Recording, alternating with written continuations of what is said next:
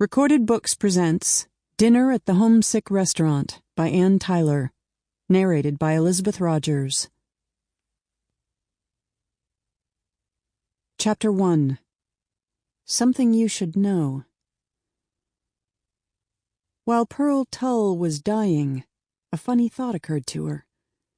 It twitched her lips and rustled her breath, and she felt her son lean forward from where he kept watch by her bed. "Git," she told him. "You should have got." "You should have got an extra mother," was what she meant to say. The way we started extra children after the first child fell so ill. Cody, that was, the older boy. Not Ezra here beside her bed, but Cody, the troublemaker, a difficult baby born late in her life. They had decided on no more. Then he developed croup. This was in 1931, when croup was something serious. She'd been frantic. Over his crib she had draped a flannel sheet, and she set out skillets, saucepans, buckets full of water that she'd heated on the stove. She lifted the flannel sheet to catch the steam.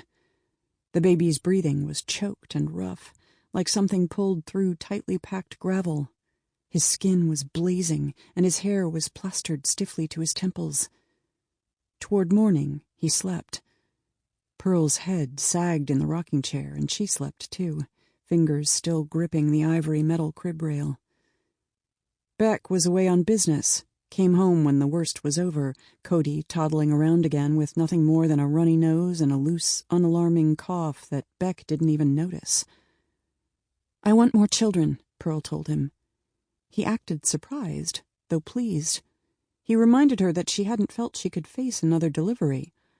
"But I want some extra," she said, for it had struck her during the croup. If Cody died, what would she have left?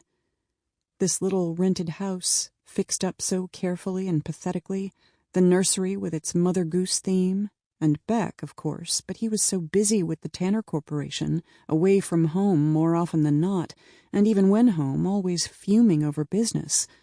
Who was on the rise and who was on the skids, who had spread damaging rumors behind his back, what chance he had of being let go now that times were so hard.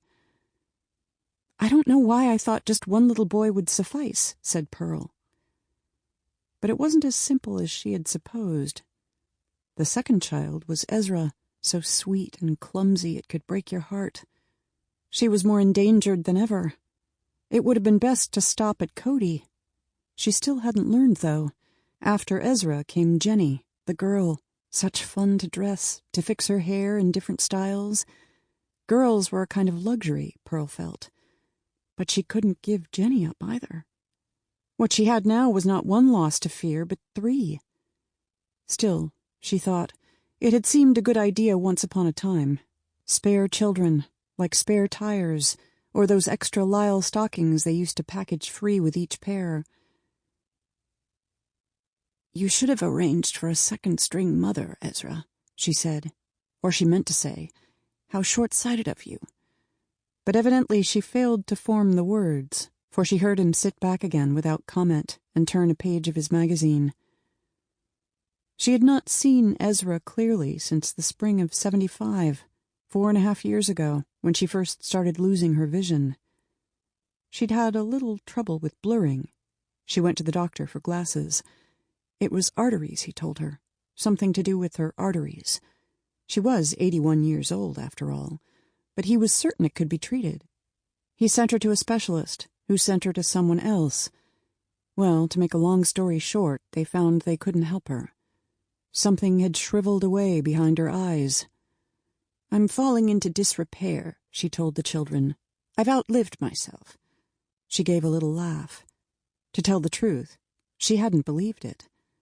She had made the appropriate sounds of dismay, then acceptance, then plucky cheer, but inwardly, she'd determined not to allow it. She just wouldn't hear of it, that was all. She had always been a strong-willed woman. Once, when Beck was away on business, she'd walked around with a broken arm for a day and a half till he could come stay with the babies. It was just after one of his transfers.